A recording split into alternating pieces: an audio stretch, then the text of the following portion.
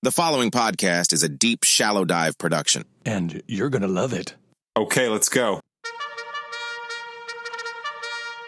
What are the financial incentives to get a vaccine on the schedule? Some of the behind the scenes incentives that I don't like. Doctors get end of the year incentives and bonuses from the insurance companies for every fully vaccinated patient they have. I've seen bonuses on the level of $250 per patient, $400 per patient. How many average patients your average pediatrician have? I have about 14,000 patients myself. Say 1,000 kids come through your office. That's $250,000 that year. Or $500,000. Yeah, the bonuses are huge. And if you're an office that has 10 pediatricians, that's multi-million-dollar bonuses. You kind of wonder, where do the insurance companies get the money? I almost feel like they're incentivized by the pharmaceutical industry who makes the vaccines. Do they somehow incentivize insurance companies to promote their products and bonus doctors for giving their products? I don't know.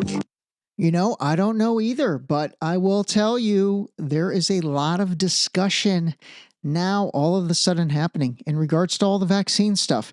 And, you know, in all honesty, I have to say it really is because people feel, what do they feel? They feel not as hesitant to talk about this anymore. And that really has to do with, you know, Trump winning the election. It really does. I hate to say that, but it absolutely does. I think with everything that happened with COVID and, you know, obviously a lot of people saying and thinking that, you know, the entire COVID narrative was launched in order to affect the outcome of the 2020 election. And again, this is just facts, man. This is absolute facts. Don't get triggered by any of this. But there are still a lot of people that absolutely think that. And to be honest with you, I'm kind of one of them. I really am. I think they're you know, I'm not going to say 100%, but I will say it's plausible. It's absolutely plausible because, again, if you remember and if you've listened, you know, the whole way COVID happened was very weird to me.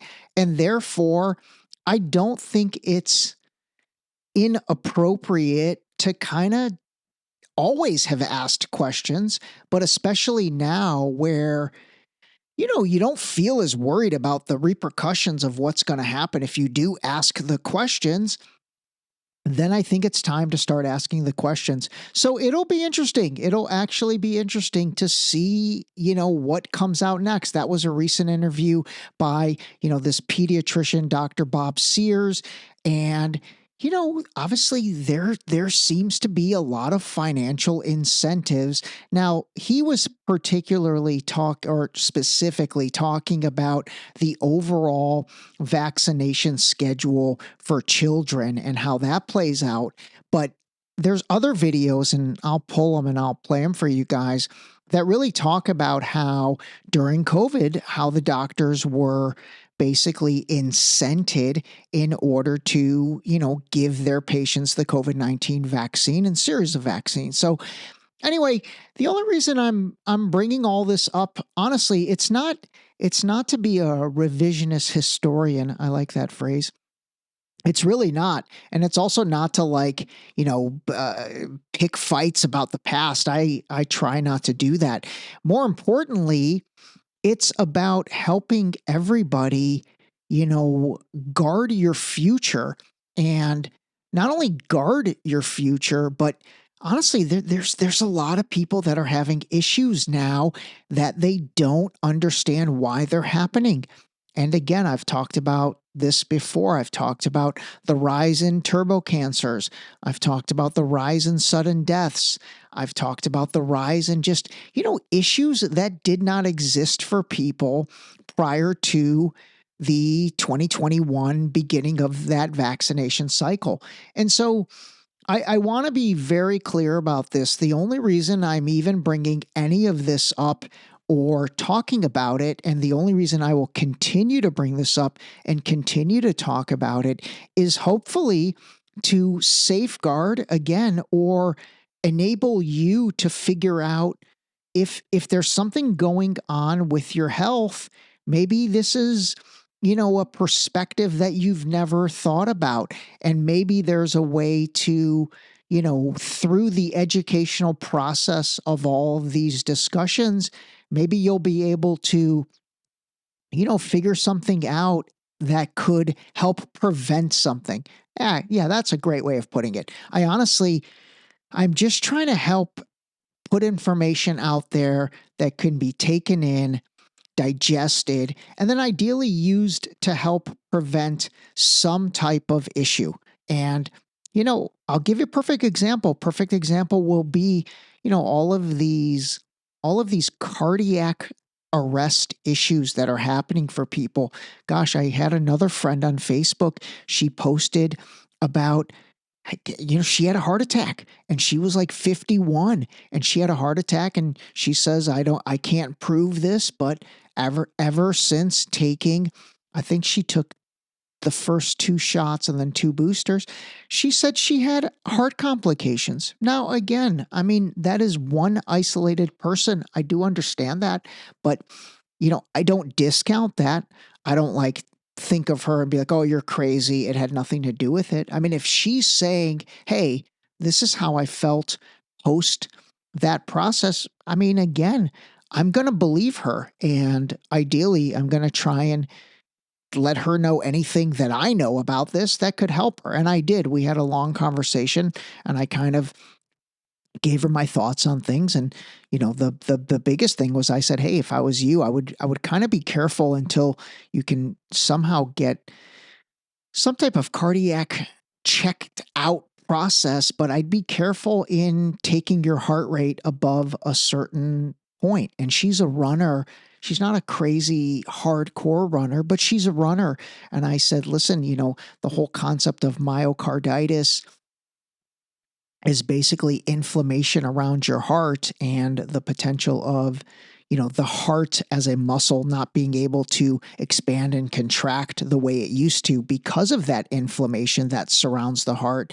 And so you might want to be careful about really how hard you push your heart. That's the easiest way to think about it. So anyway, that's all that. Again, this is not intended to be controversial by any stretch of the imagination. This is simply intended to be informative and hopefully something you can factor into consideration that could, again, potentially, save you from something awful happening. All right, that's enough of that. Oh man, I spoke too soon. I'm not even kidding. As I was saying all that into the microphone, I got another message from another friend who said, hey, you have to check out what I posted on Facebook. There's been a lot of comments. And so she also said, it's not a coincidence that my dad and I both had heart attacks the same year after getting vaccinated. And then she posted an article to a story that says, top cardiologist, 100 million vaxxed Americans now have irreversible heart damage. Wow. You know what? Let me read that article and I'll talk about that in another episode. But she got a lot of activity under this, and I'm going to just read a couple of the comments. One of her friends wrote, my husband had heart issues too. He got the Moderna shot and I got Pfizer. I refuse to get any more. I've got friends that have had issues as well. Okay, there's that. I'm so sorry to hear this happen to you. I know 2 other people that had heart attacks within weeks of getting it as well. Here's another one. Literally know so many people over age 60 that were diagnosed with aggressive forms of cancer after the jab. I don't believe in coincidence, and unfortunately know way too many now that are suffering from this. Okay, so that kind of talks about that whole concept of turbo cancers that we've talked about. This one's interesting. Another one of her friends wrote, I had 2 friends who had heart attacks after getting the shot. They refused to admit the shot might have caused it. I'm happy I made it through without. Okay, that's another thing. And gosh, I really deal with that a lot with people that I know, to be honest, is, again, refusing to even admit it's plausible or to even think about it. Now, that's another one. I just don't understand that. It's like, who are you protecting or what are you protecting? Unless the only thing you're protecting is, your own ego in feeling bad that you made that decision. But you know what? Get over that, because again, that's like crying over spilled milk. But like I've talked before, why not be open to trying to figure out what is causing your issue if you're having an issue? I posted this under something else on Instagram, but actually, this was in regards to just questioning things.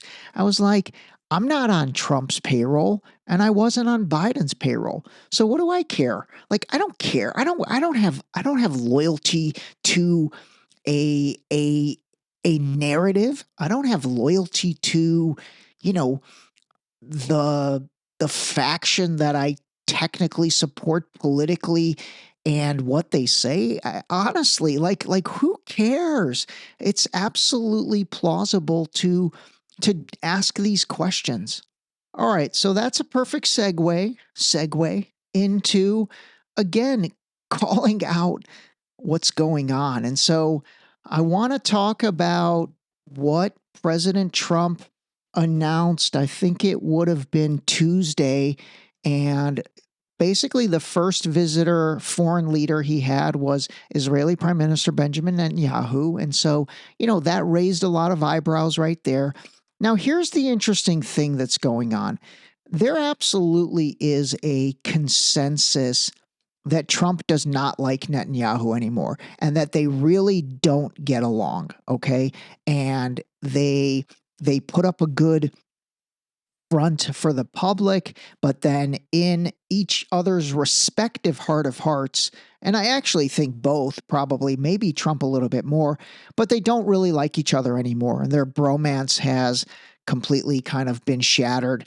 And I think a lot of that was because Netanyahu was the first to congratulate Biden in 2020, and he kind of went over the top in the way he did it, and that sort of pissed Trump off. And I've played before, in an interview, he said, F Netanyahu, he's got no loyalty, yada, yada, yada.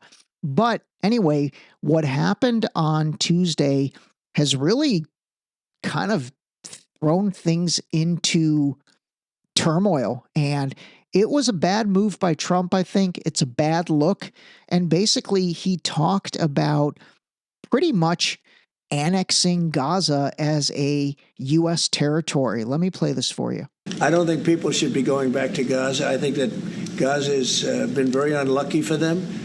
They've lived like hell. They lived like you're living in hell. Gaza is not a place for people to be living. And the only reason they want to go back, and I believe this strongly, is because they have no alternative. What's the alternative? Go where? There's no other alternative. If they had an alternative, they'd much rather not go back to Gaza and live in a beautiful alternative that's safe. That was the President of the United States sitting in the Oval Office endorsing the forcible resettlement of Palestinians off their own land, off land that international law recognizes as their land, as land that the United States, until 2 weeks and a day ago at least, recognized as their land. And the Prime Minister of Israel, the state created because Jews were forcibly relocated, forcibly resettled, and then killed in Europe by Hitler, sitting there smiling, while the President of the United States is saying we should forcibly resettle a people off their land. That was pretty wild. And what's crazy is I don't really like the coverage on MSNBC or CNN 99% of the time. But hey, we got to judge the take, right? And so they're getting it right on this issue.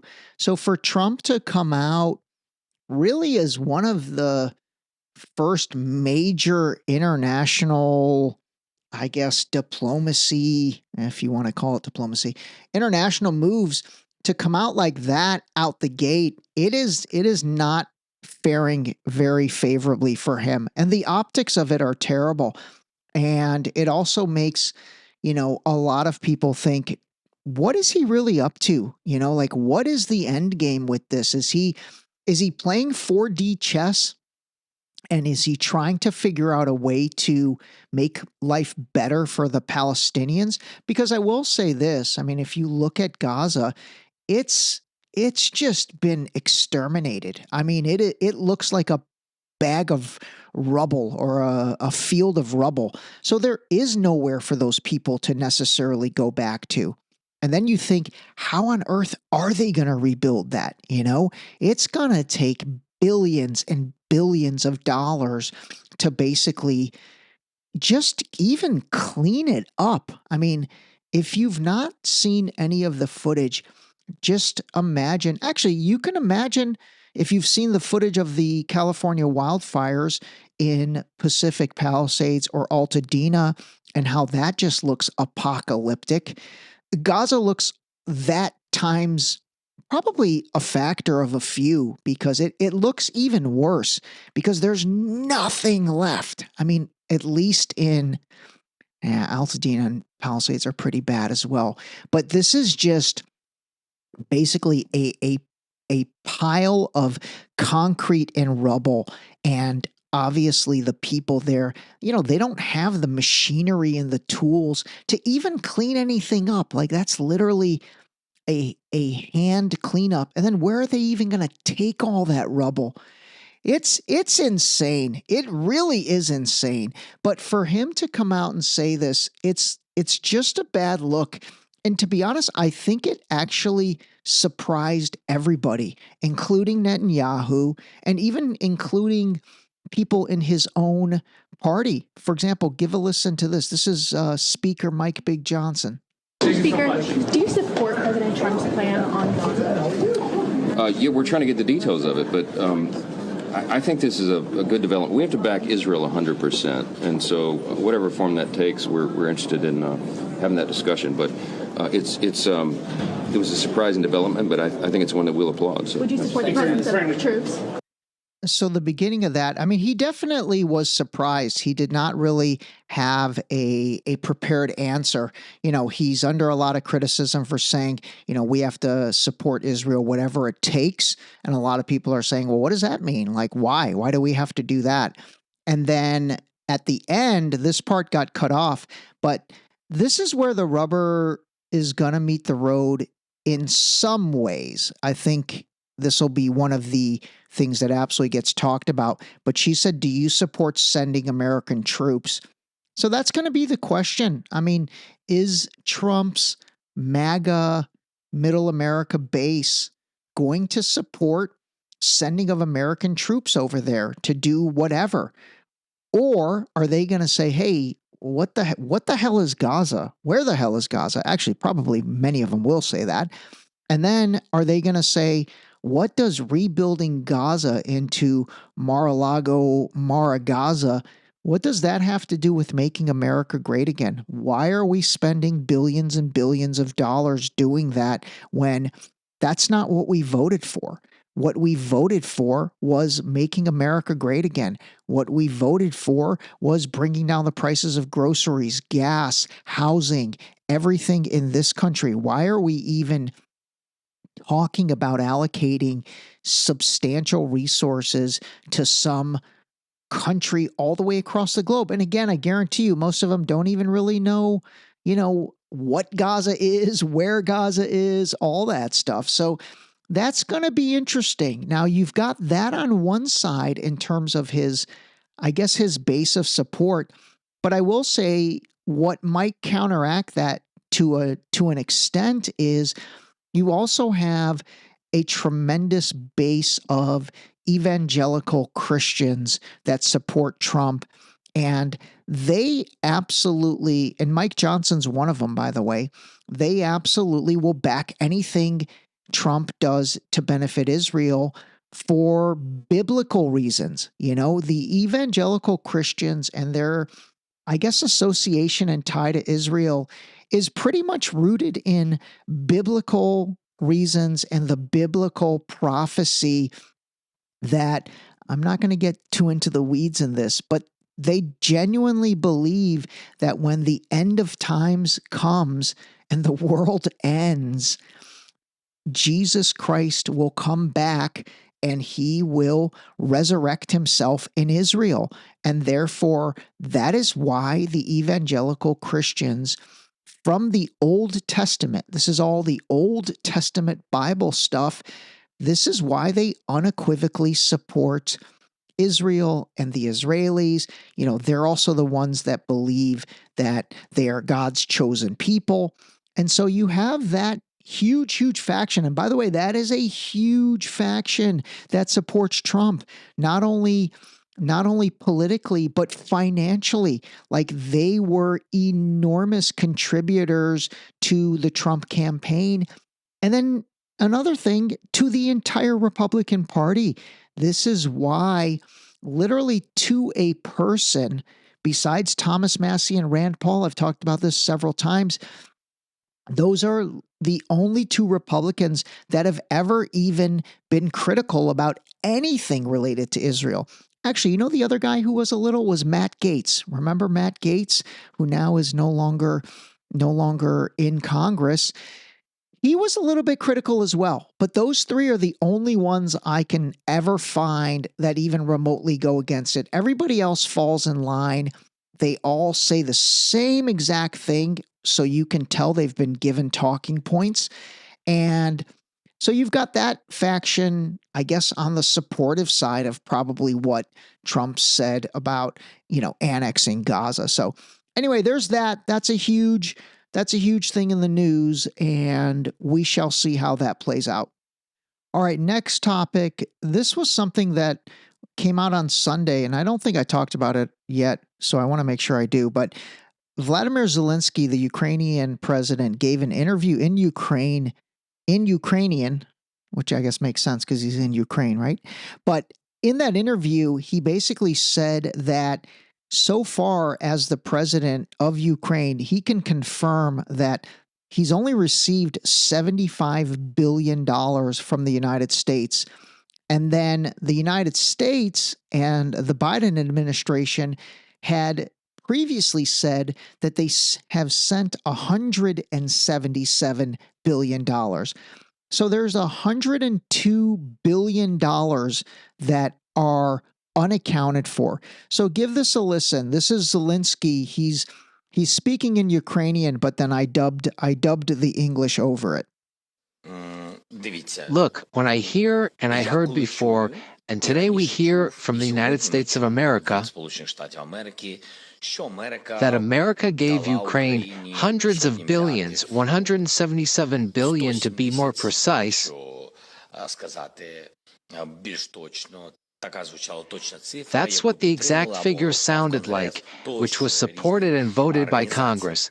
Look, as the president of a warring country, I tell you, we only received just over 75 billion. All right, so I mean, that's pretty wild. You've got Zelensky saying, hey, we only got 75 billion. And then you've got the Biden administration having said in writing that they had sent 177 billion. So there's $102 billion unaccounted for. And so, for those of you that do follow me on Instagram or Facebook, you probably saw this in the story. But I had the next slide was, what's the truth? Where's the money? Who's lying? And so more than anything, let's use this as another example of why you need to ask questions on both sides and of everybody. And I wrote in the story, I said, why not? I'm not on the Trump payroll, and I was not on Biden's payroll.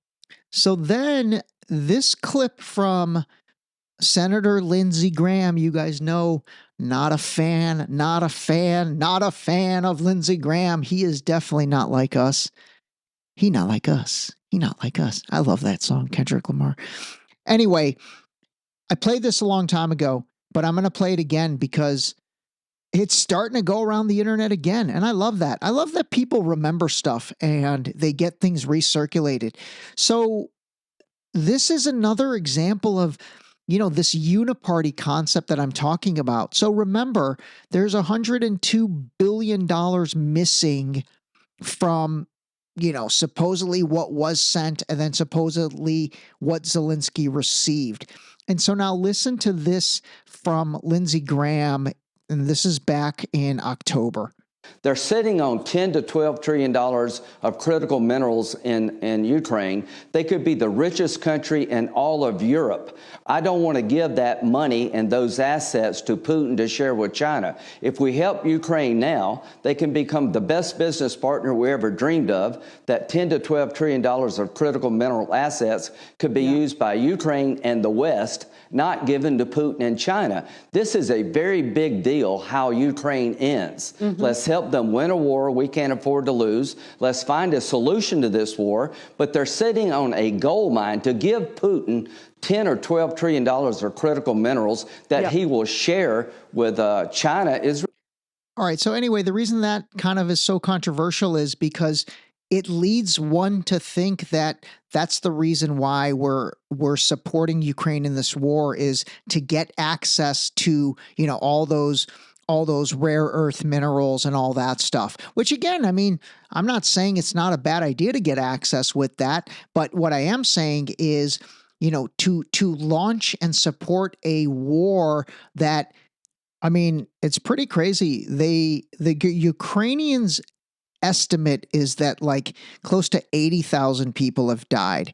But then if you look at other sources that say they are absolutely downplaying the number, I mean, I've heard and seen as much as like 600,000 Ukrainians have died in this war. And you know what's so, God, I guess telling in this is we never see any footage of anything. Think about, and I've talked about this before, but think about all the footage we've seen from Gaza, and the Ukrainian-Russian war has been going on 2 years longer because it started in 2022. We have not seen, I mean, barely any footage. There's no footage. How is that even, I guess, possible? But then when you think about the day and age we live in, where everything seems to be captured by cell phones, the fact that nothing is really captured, and we have no idea. And so even though we are in this world of information, we still, in America and probably everywhere else in the world, I don't know what it's like in Europe, I have no idea what's going on really in Ukraine. I have no idea what the land looks like. Is it been demolished the way Gaza has? I have no idea. We don't see anything. So anyway, the Lindsey Graham thing, you know, started circulating again because Trump on Monday came out and said that he'd be open to exchanging minerals for U.S. military aid. So it says President Trump says he wants access to Ukraine's bonanza of rare earth and critical minerals in exchange for billions of dollars in military aid Washington has been supplying to Kyiv. And so the question becomes, and I couldn't figure this out from, you know, the multitude of articles, is Trump saying, hey, for that $102 billion that we've already sent you that's unaccounted for, we now want our pound of flesh in terms of your rare earth and critical minerals? Or is he talking about moving forward? You know, I think they're both, I don't know, odd, but which is worse? Well, I don't even know if I need to think about as which is worse, but what I would like to do is separate them out, okay? Meaning, where's that $102 billion? What happened to that? We're talking about $102 billion. Like, first of all, let's account for that.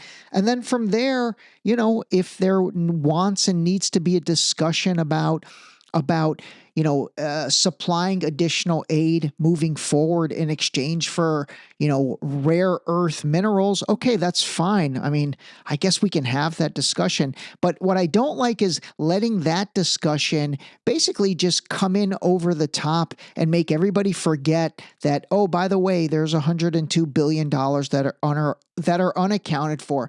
This stuff is insane. It really is insane. All right, a couple totally off topics.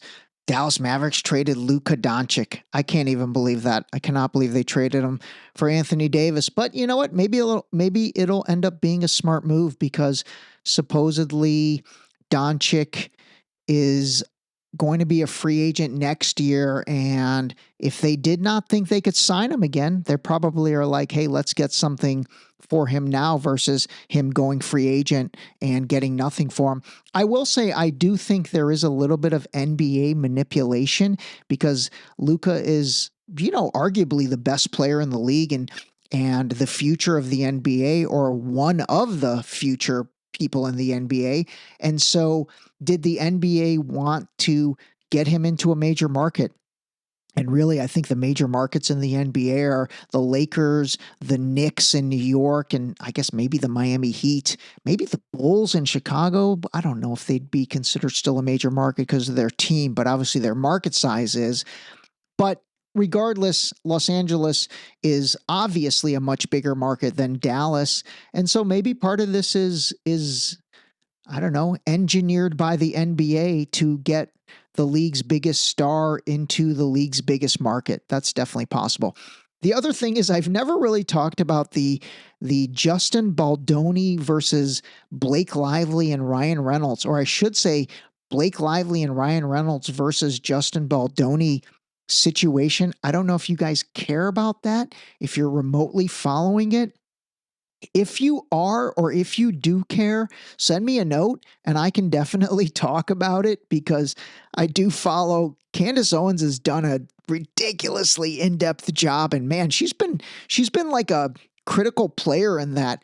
But anyway, I can shed a bunch of light on that. Let me know if that's something you want me to talk about, or if that's just trash and not something the Deep Shallow Dive should get into. Let me know that as well.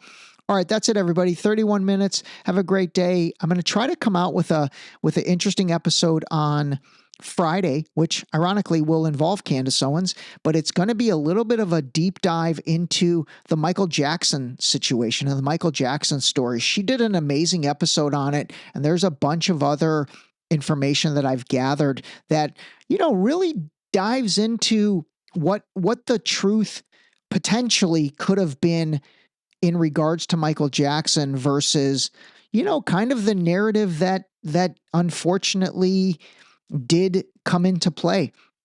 So anyway, I'll try to get that ready for Friday, and that is about it. Call a spade a spade. That was a great way to end it. This episode was brought to you by the new book, Deep Shallow Dive Into You, available now on Amazon and Barnes & Noble in hardcover and paperback. Don't forget to sign up for our new mailing list on our website at deepshallowdive.com.